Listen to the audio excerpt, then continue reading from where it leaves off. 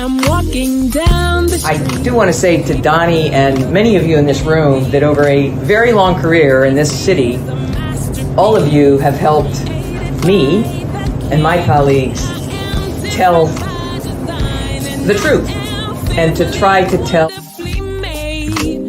I may not look like you and you me, but my head up. I'm South Carolina, so I just... What does this event mean to you, Miss Peggy Moss? Oh, my heart, Happy 20th anniversary.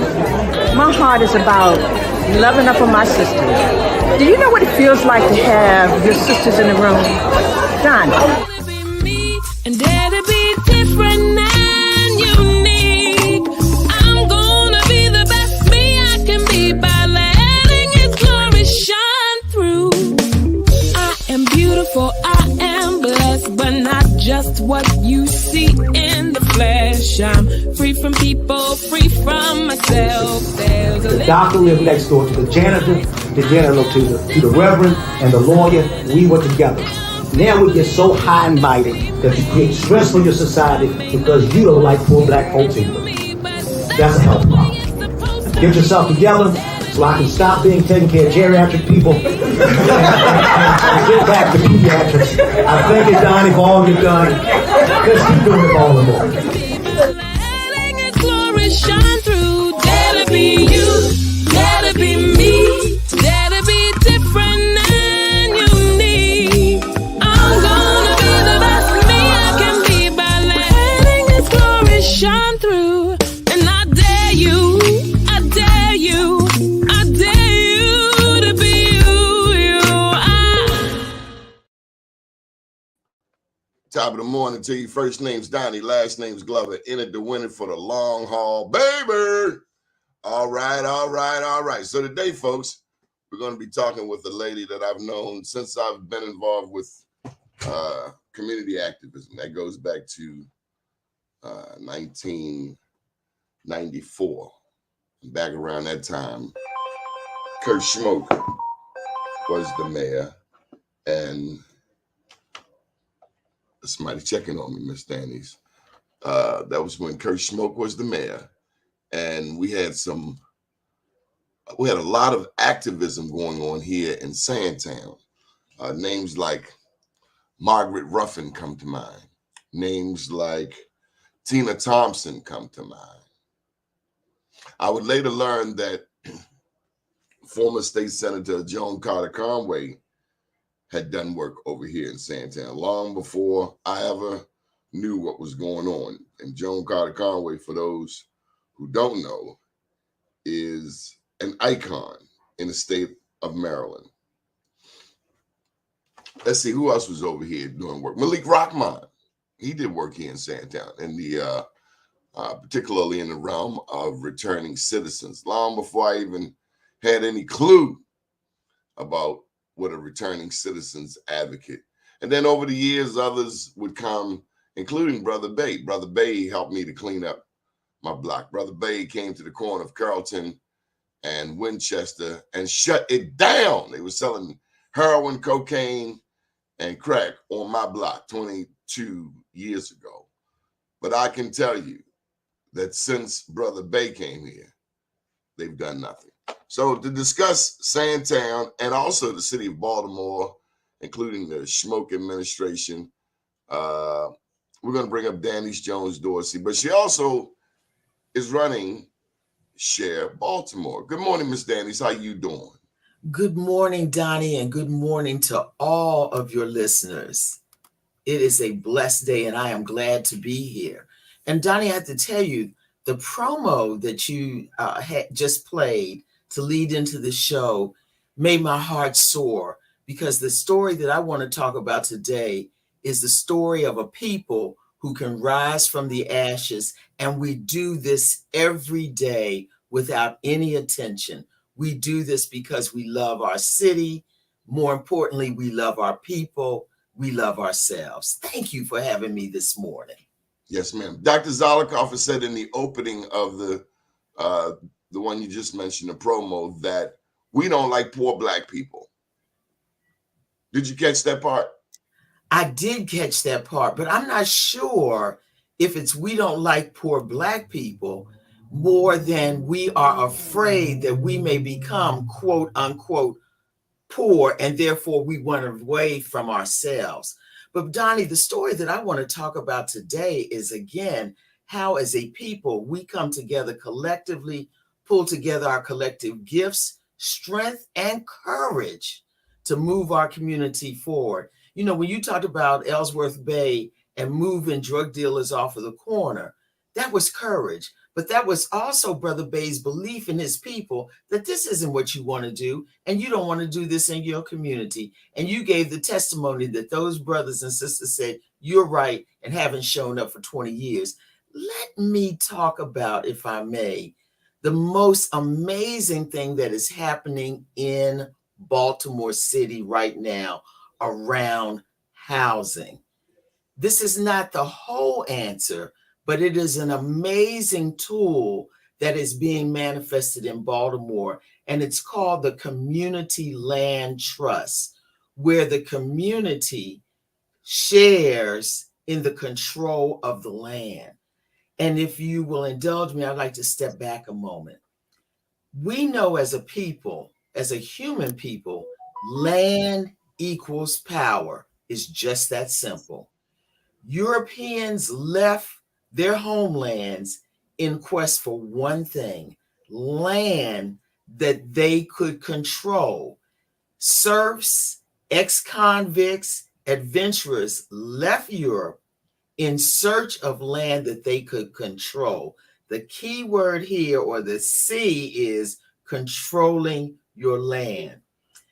Fast forward to 2000 actually. African Americans and other people in McElderry Park community formed the Charm City Land Trust and had the gumption and the wherewithal to petition the Maryland legislature to authorize the creation of a community land trust in Maryland. Since that time, there are 13 community land trusts in the state of Maryland, 6 of which are in Baltimore. And I have the honor of being the chair for what is known as Share Baltimore Incorporated, where 5 of the 6 community land trusts have joined. Others are seeking to join us. And very simply, it is the community land trusts have decided, instead of competing against each other, let's figure out how we can work collectively to support each other to do this, move this thing forward. I'm going to stop there. And Donnie, I want to define the history of community land trusts. Community land trusts in the United States come out of the civil rights movement. A dear sister, Shirley Sherrod, in 1969, along with her husband, civil rights workers, formed a community land trust outside of Albany, Georgia. Why? Because Black farmers who decided to participate in the civil rights movement, seeking their civil political rights, were being sanctioned by farmers around them. And they decided to come together collectively on the land. And so that first community land trust was formed, and it is still thriving. That example gave birth to what is now 235 community land trusts across the United States of America. Well, Ms. Danise, can you just tell me again what a land trust is and what it is designed to do? What the land trust is community control of the land. So community leaders come together, form a board, because it is a corporation, and they control the land. They decide how the land would be used. It could be used for housing for home ownership, housing for rental. It could be used for agriculture. It could be used for business, creating a space where micro businesses could come and begin to thrive. The key here is that the community controls the land for benefit, not necessarily for profit. And the community land trust is not exclusive to one or two individuals. It belongs to all of the people in that area. Okay, how have they worked in the past? Or are there any examples of where they have worked really, really well or not at all? Or what can we see? Where can we point to in Baltimore? East side, west side? In Baltimore, I'm too excited. In Baltimore, we can point right to the Northeast Housing Initiative, which is known as NEHI. It is inside of the Bel Air Edison Community Association area. But the 4x4 community historically has been Black working class, and it was disinvested in. It's right at the foot of Catholic High School. Well, 10 years ago, people in the community, of which I was one, came together and formed this community land trust and decided to work in the most challenged neighborhood in our footprint, which was 4x4. 10 years later, Donnie, I can tell you that 30 market housing have been sold for home ownership, and we are trucking right along. Another place is the South Baltimore Community Land Trust, where they are poised to build condominiums in the area that was burned out tragically several years ago. In Westport, Cherry Hill, where they have a community land trust known as the Harbor Community Land Trust. Sister is building a multifamily dwelling as we speak. So this amazing success story is really under the radar that's going on in Baltimore. But there's one other thing that's happening, Donnie, that I would be remiss if I didn't share with your audience. The C in community land trust is most important: community control.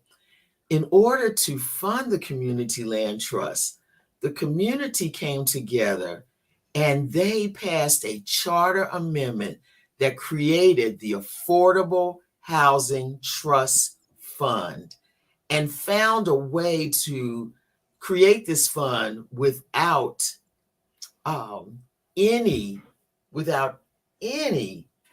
additional tax dollars. We receive 1.3% of the recordation tax that developers anybody must pay when they record the property.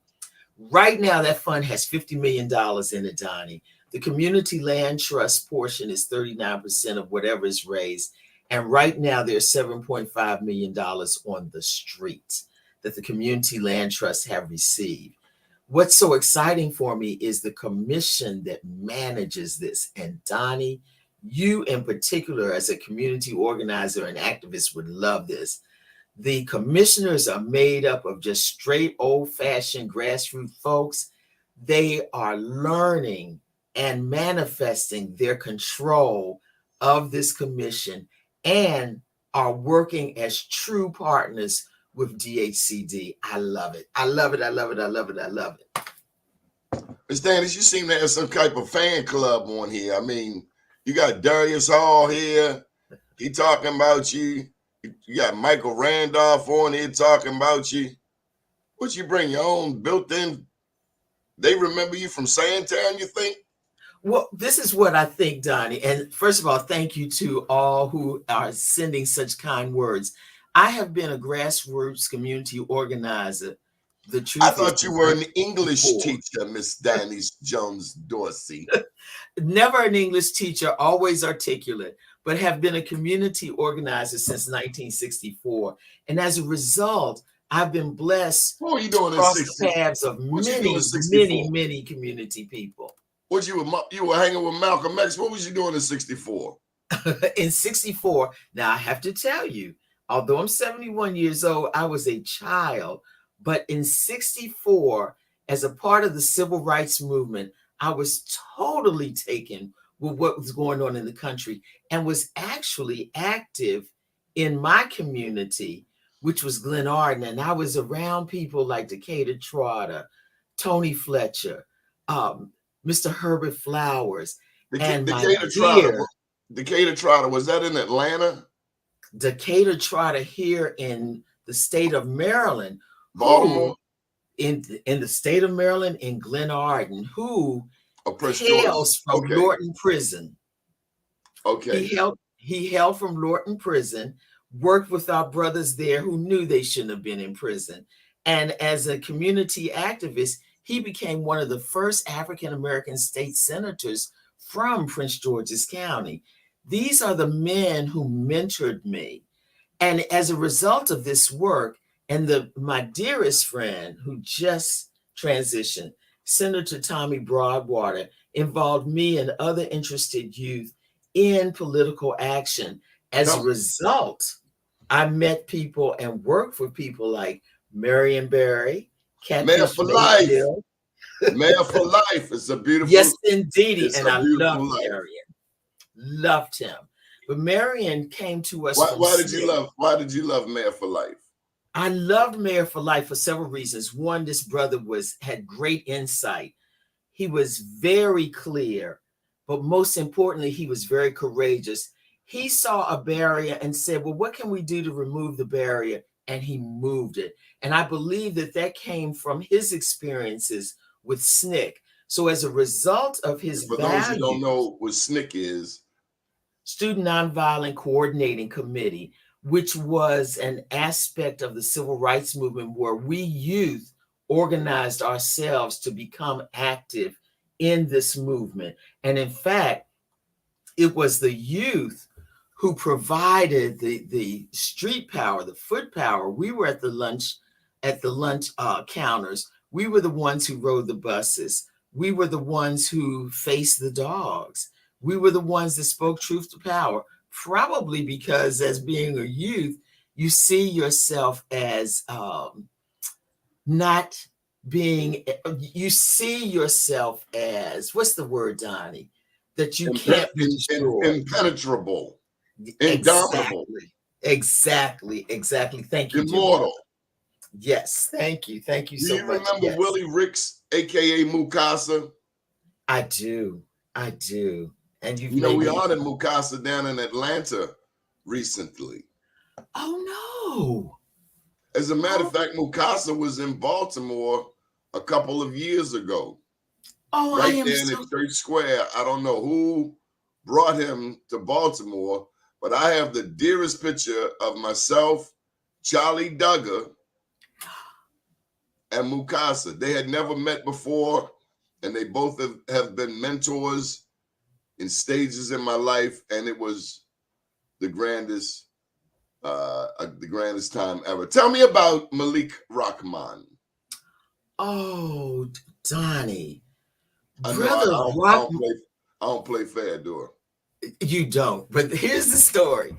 Brother Malik Rahman. Tell me about my brother. Was his nickname Gypsy? I don't know. I only knew him as Brother Rahman because for me, Brother Rahman walked this earth. You see what they're writing about you, right? I'm sorry? You see what they're writing about you. You see this? I do. Thank you, Michael. Rahman walked this earth with grace, power, and authority.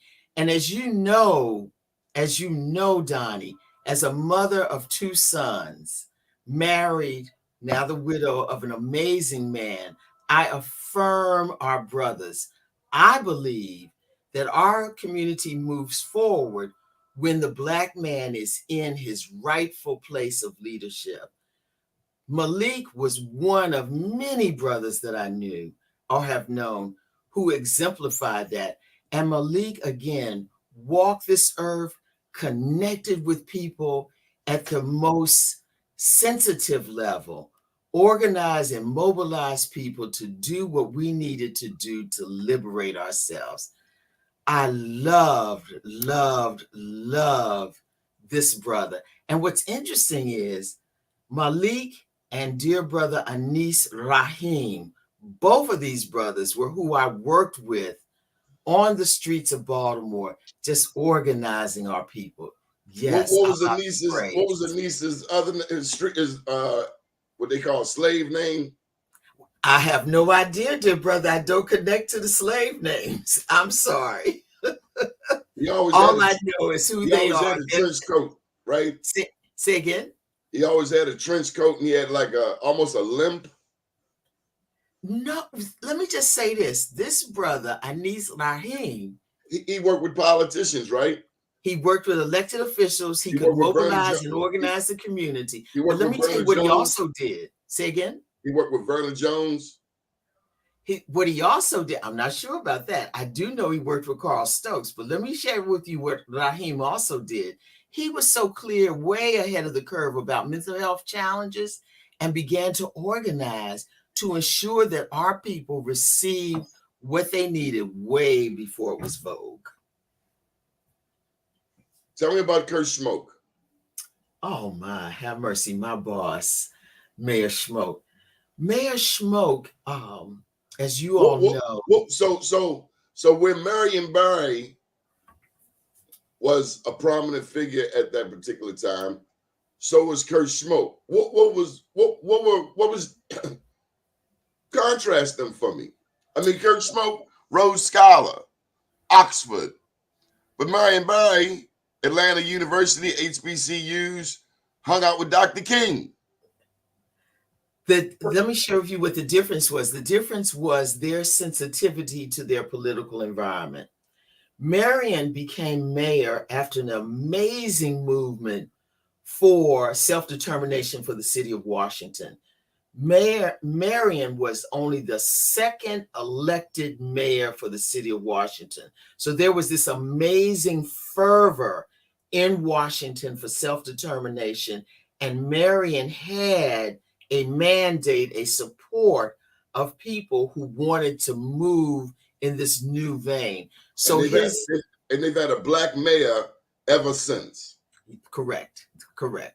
However, Kurt Schmoke becomes mayor where the community had to decide what kind of leadership did they want, where did they want to go.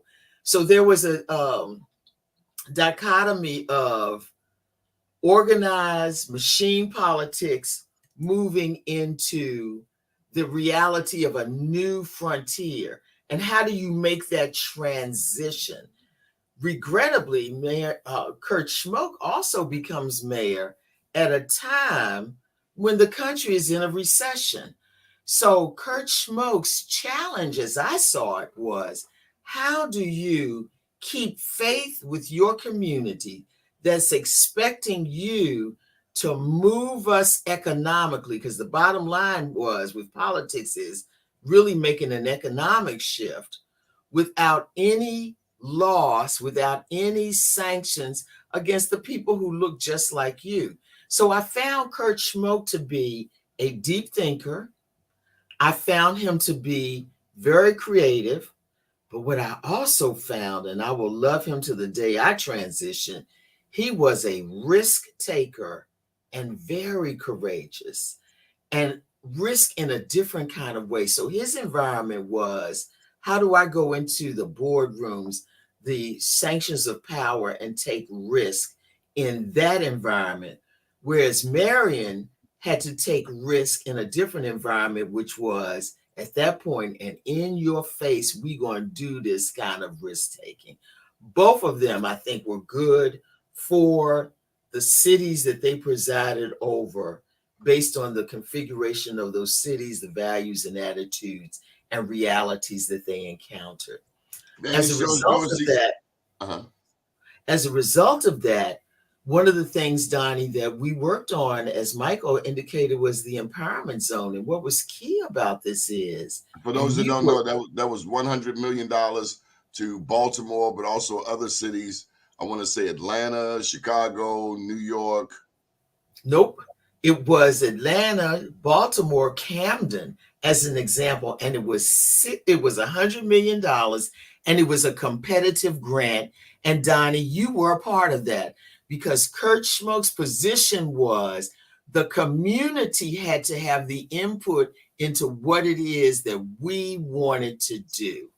And as a result of that, we submitted a competitive grant to the Clinton administration, and Baltimore secured that grant. And money went to East and West Baltimore like never before, including Sandtown. So, correct. And actually, this is exactly where my journalism career began as the co-editor of the Sandtown Winchester Viewpoint. Shout out to Miss Dot Towler. Yes. Also, please do not get me in trouble. We must mention Mr. Jerry Cross. Absolutely. Yay! Because that cat will creep up on you in all black in the middle of the night. Why you ain't... Absolutely, absolutely. But what was important about the Empowerment Zone, and it continues to be important, not only was there significant economic change, what was most important, Donnie, as a result of the village centers and authorizing, confirming, affirming community leaderships, many of the leaders that you see today, like yourself, are the products of that experience. Community organizing, community advancement is an on-the-job training kind of thing. I'm still in training. I better also mention Miss Marsha Bannerman. Marsha Bannerman. She took me on my first assignment up in my own alley, past drug dealers, with a big old TV camera on my shoulder. And I thought she had bumped her head when she said to the drug dealers, we need to go up in the alley. And they parted the waters like Moses. Marsha Bannerman. And so thank you, Marsha. And the deal is, what was it that Marsha knew and understood that allowed that to happen? Respect. Absolutely. And that folks understood that she understood their challenges and that she was just telling the story. And Darius, you know, I am not going to forget Manny Emanuel Price, who was my mentor. When I came to Baltimore in '79, there were people that I met like Congressman Kwesi Mfume, but Manny was the person that said to me, Danise, I'm going to take you under your wing and show you what electoral politics looks like in Baltimore, which is a little different from what it is in Washington, D.C. Where were you coming from? I was coming from Prince George's County. No, gorgeous Prince George's. Absolutely. However, I have to tell you, Donnie, you know this. I met Roger Charles Dorsey, bless his heart, and he asked me to marry him, but he said, but you got to come to Baltimore. And I'm like, Baltimore? I would love to come to Baltimore. He was shocked. I got to tell you this story. Yeah, because a woman ain't going to say that today. He was shocked because he said, why? And I said, Roger, I hail from Louisville, Kentucky. And growing up in Louisville in the 50s, I was told that Baltimore was the pearl of the South. So before there was an ATL, Baltimore was the joint. And I was told it was the pearl of the South for the following reasons. Culinary arts, your history, your innovations as it relates to education. My textbooks were coming from Baltimore Waverly Press. And the initiatives of your great leaders like Lily Carroll Jackson and Thurgood Marshall. I knew about all these folks as a little bitty girl. So when Roger said, oh, you got to move to Baltimore, I was head over heels. I'm like, oh my God, I'm going to the Mecca. I didn't know, but it was okay. Because when I got to Baltimore, what I found was a courageous people with a lot of spirit who wanted to control their destiny. And that spoke to my heart. Ms. Danise Jones Dorsey, I think it's time for you to share one of your favorite poems with us. Oh my. One of my, it's not a poem, but it is a phrase from the Word of God that I constantly recite, and it's simply this. If my people who are called by my name will humble themselves and pray, seek my face, turn from their wicked ways, I will hear them from heaven and I will heal their land. And you know, Donnie, before we came on the air, we talked about the God of my understanding, which is Jesus. And we simply called his name. I firmly believe that as a people, as we call on the name of the God of our understanding and live as we have been taught, we will in fact heal the land. There's no doubt about that. We've talked about a lot of African Americans during your journey here in Baltimore. Tell me about Father Damien Nalepa. Oh, bless your heart. Father D, he became, well, let me Because tell you what happened. you know I play with them Catholic priests now. I'm real clear, but I know you love Father Damien for this reason. Father Damien was respectful of the people where he was their pastor. In fact, Father Damien, I don't know if you knew this, Donnie, had a master's degree in African American studies. And Father Damien, it always scared me when white folks study our stuff more than us. And it only prompts me to study even harder because I have to write my own history. I can't have anybody writing my history but me. And you're absolutely correct. In fact, that's why it's called history. We are telling our story. And if we don't tell the story from our perspective, someone else will tell our story. And quite frankly, the story will be challenged at best. It will be a story that causes us to be subservient and cowards because we believe somebody else's view of who we are. But given Father Damien definitely believed in human beings. He is of Polish origin. And so he was very concerned about not only African Americans, but he was concerned about how parts of humanity was trashed. In another conversation, we can talk about the Polish experience, but suffice it to say that in Sandtown, Winchester, Father Damien believed in and supported the initiatives of our people, everything from being one of the first churches to do the anti-apartheid signs that blew up all over Baltimore. He also was one of the first churches that put together a home, a place where brothers who were in recovery, it was called Liberty House, could live and recover. And many of my dear friends are men who I met through those recovery houses who have become amazing, lived all the way to their potential. Father Damien and I worked hard on many political issues that face the community that address quality of life. And so I just absolutely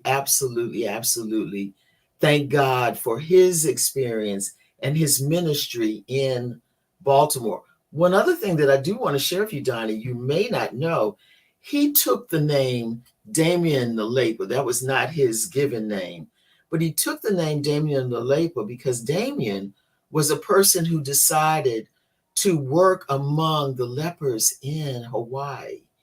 And he worked there until he passed away. Because he wanted to ensure that folks understood the humanities of these people. You cannot throw them away. You cannot trash them. They have a culture. They have a society. We need to respect that. So Damien Nalepa took his name from this Damien, who was a priest in the 1800s, who did this great work. Danise Jones Dorsey, who in your family inspired you to be involved in your community? Have mercy. I can tell you right now, that was Robert Frank Hampton Jones, my daddy.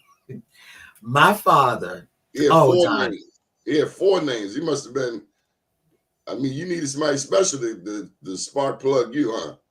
Oh, listen, he had four names. And the reason why he had four names is because of his own personal history growing up in Mississippi. The legacy that was passed on to him by Frank and Hampton, he had to carry, and he conveyed that to his daughter, Danise, and his other six children. There's seven of us in total. But Robert Frank Hampton, I am the eldest. I'm the eldest of seven children, and we're steps. Well, no wonder you're so bossy. You know what? Now, my sister just told me that last week. Stop it. But let me tell you about Robert Frank Hampton Jones. This man literally walked from Grenada, Mississippi to Memphis, Tennessee in search of a better life. He gets to Memphis, connects with his sister, and begins his journey. World War II happens, and he volunteers. But he volunteers not to hurt anybody, to kill anybody. He becomes a medic. And this is the story that he told Danise. I got to tell your audience. Danise, sit down. Let Daddy tell you this story. I am in the Pacific Theater of World War II in the jungles of the Philippines. And GIs wore the usual GI issue of the time, which was not appropriate for the humid temperatures in the jungle. Well, as it would be, we had taken major casualties on the beachhead, and the boys were being brought left and right in to be serviced. And of course, there was not enough medical supplies or medical people to help. Well, there comes a time where there's this young, redhead, wide-eyed, white boy laying on a stretcher, full of fever, still feisty. The doctor looks at him and tells him, you have jungle rot, in today's vernacular, gangrene. We've got to cut this boot off of you so that we can treat it. And the doctor says, Jonesy, come on over here and cut this boot off. The white boy says, stop. I am not going to have an N-word touch me. Well, my father, being the quiet, articulate man that he is, he looked at the young man with compassion, but with sternness. And he said to him, well, you got a choice. This man can either cut that boot off of you so that we can treat it, or you can lie here in pride and die from gangrene. What is your choice? Doni, when my father told me that story, my eyes was this big, and I said, Daddy, what did he do? And he said, Danise, you know what he did. With tears in his eyes, he closed his eyes in shame and said, please cut this boot off of my leg. That was my lesson from Robert F.H. Jones about the basic humanity that's inside of all of us, and that the poison and crazy. Why do these people keep bringing this foolishness to us, Miss Danise? Why do these people keep bringing this silliness? You talked all of this about Baltimore. Baltimore is also, you mentioned apartheid. Baltimore is the home of segregation. Going back to 1910 with Baltimore Mayor J. Barry Mahul, this is the city that started the foolishness. Blacks couldn't move into white neighborhoods. Whites couldn't move into black neighborhoods. We talk all of this crap. Johns Hopkins. That's the same Johns Hopkins that took Henrietta Lacks's HeLa cells, the immortal cells, and sold them for billions and billions of dollars, and refuses to this day to take responsibility. This is the same city where Martin O'Malley comes in and locks up 1 in 6 Baltimoreans. This is the same city that talked about the lottery in 1973, a lottery, a Maryland state lottery that they took out of the hands of Little Willie, who would put that money into black businesses, and they've now garnered over $15-16 billion. We got 2 new stadiums. Everybody talking about the Orioles. Everybody talking about the Ravens. But we still got classrooms over there with icicles in the winter and too hot in the summer. This is the same city in the same state that where racism just festers like a dream deferred. Doni, to answer your question, 2 things are going on. You know I had to give you something. You know, I ain't mad. There's 2 things that's going on. There is fear. So the racism is directly tied to fear.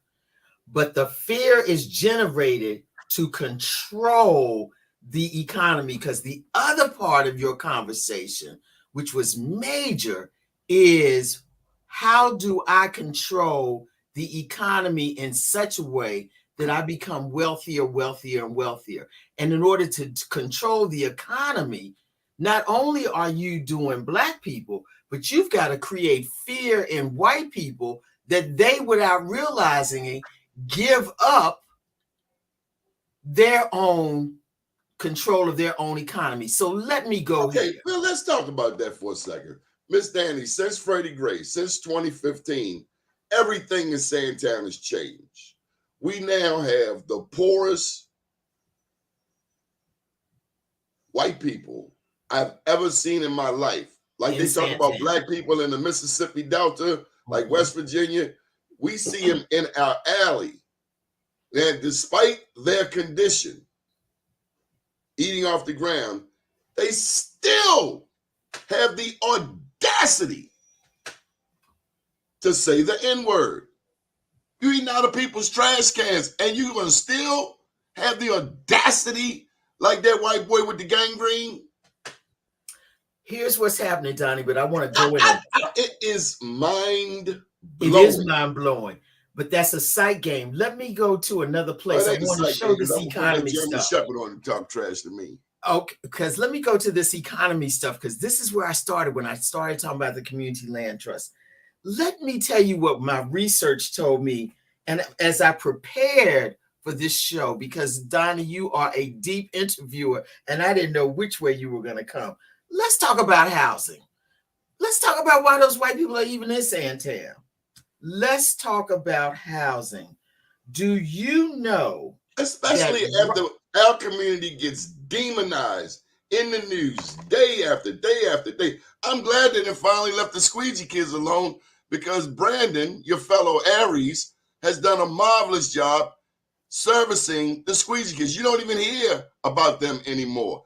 But they refuse to give black people credit. And that's why I will forever appreciate the love I got in Sandtown, because I got a chance, I got a chance to do this media thing. Started with the Sandtown newspaper. Now we got BlackUSA.News. We're national.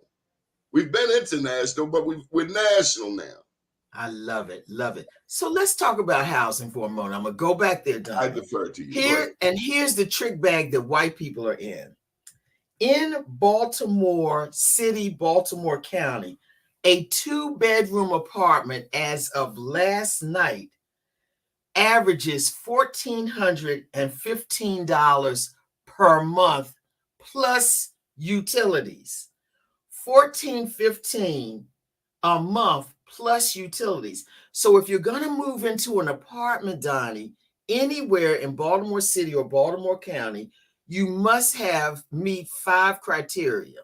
3 of them is you must have first month's rent, security deposit, and last month's rent. So that means you got to have already assembled $4,245. The next thing is you have to pay $100 for your credit check. You've got to pass the credit check and demonstrate that you can pay $1,415 each month, and the criminal background check, which means, Donnie, that there's a whole group of people who work every day who cannot afford to live in the most basic of apartments. Rather than white people understanding that they are being exploited by the members of their own community, the members of their community tell them, this is your problem because of the N-words, or the brown people, or the Asian people, or the Pakistanis. So the point that I'm making is, Donnie, is that there's an economic pressure that is facing all human beings, not only in Baltimore, but around the world. And to keep us from looking at those economic pressures in a clear and correct way in order to correct it, we are filled with fear called racism to keep us from focusing on what the real enemy is. And the real enemy are those economic forces that want to hold on to all of the world's wealth rather than sharing with the community. So that is my analysis of what's going on. And the only way that we can change that is coming together as a people around, absolutely, Natasha, housing is a human right. And we all need to understand that and change the rules of the game. That is why I am so involved with the Community Land Trust, because the community controls the land. For instance, there's legislation that's being considered to operate a community land bank, which is a great idea. I am part of the group that wants to ensure that that land will be in the control of community and not necessarily in the control, exclusive control about by for-profit developers. So Donnie, in a nutshell, the racism that we're seeing, the sexism that we see, the phobias that we see are about fear. And the purpose of creating the fear is to take your eye off of the real issues, which are the economic pressures that we're surrounded by. So that's how I see this situation.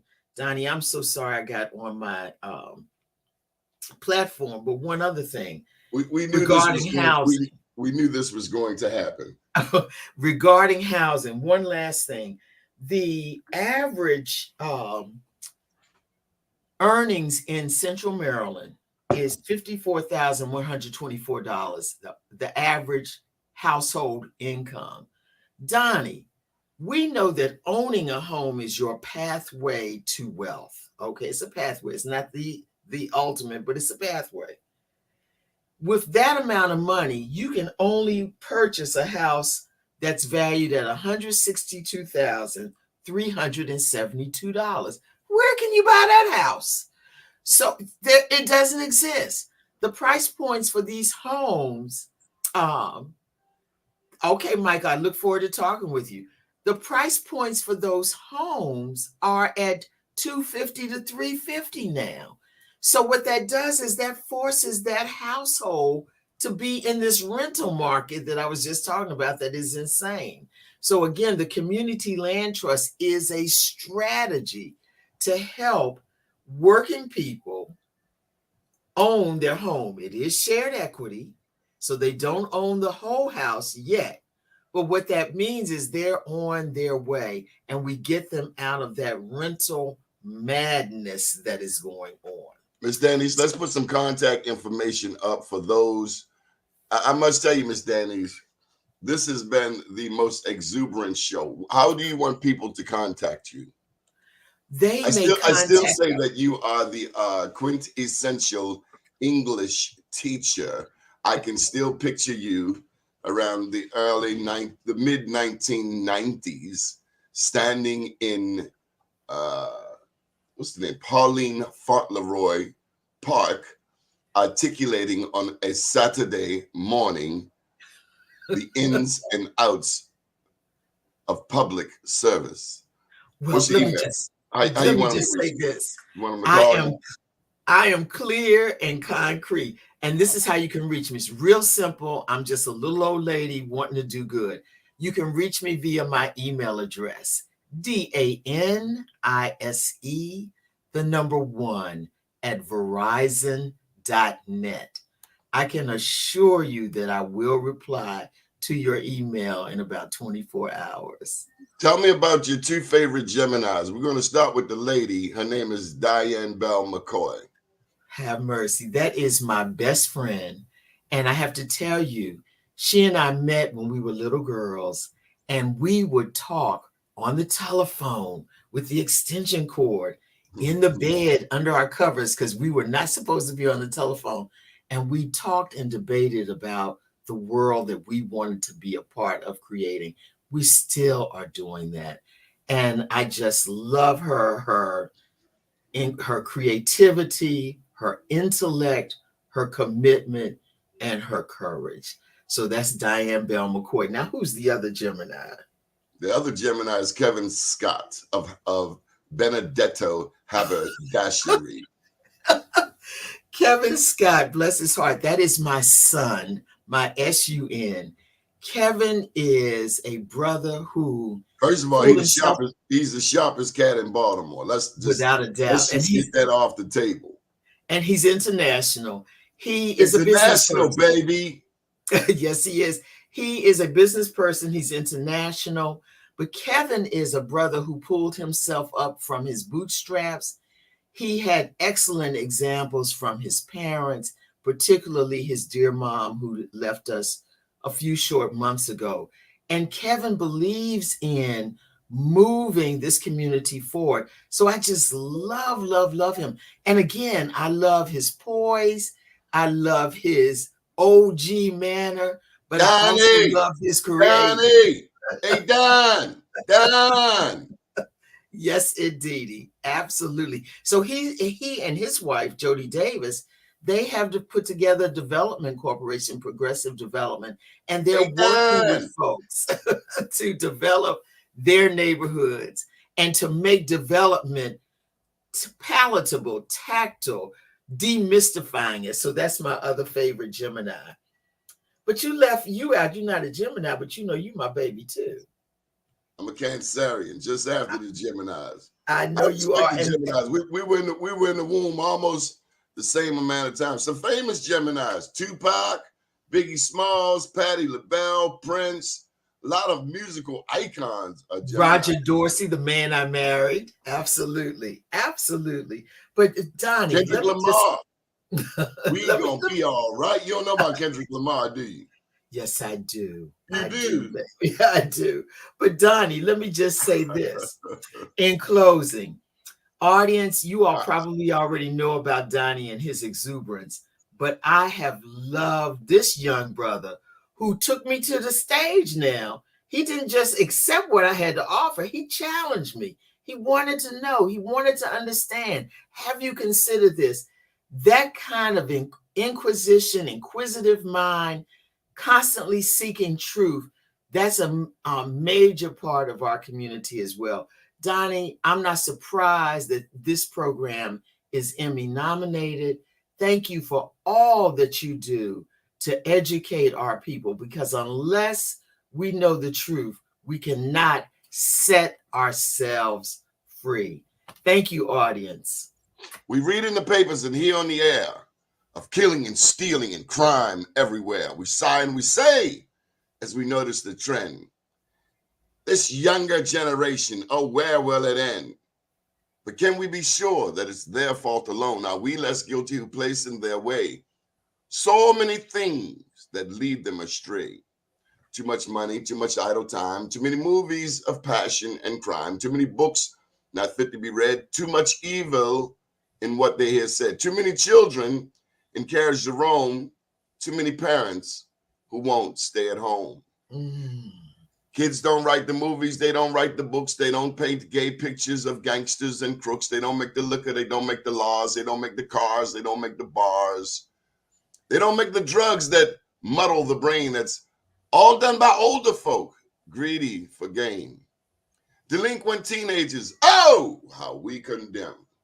The sins of the nation, we blame on them. By the laws of the blameless, the Savior made known. Who is there amongst you to cast the first stone? For in so many cases, it's sad, but it's true. The title delinquent fits older folk too. That's for you, Danise Jones Dorsey, my favorite Aries. Thank you so much. Again, thank you for allowing me to be a part of this great opportunity. Any final thoughts before we go? We got a minute. My final thought is bidding to our people in the word of another faith community. Assalamu alaikum. We can achieve peace. Wa alaikum salam. Good morning, world.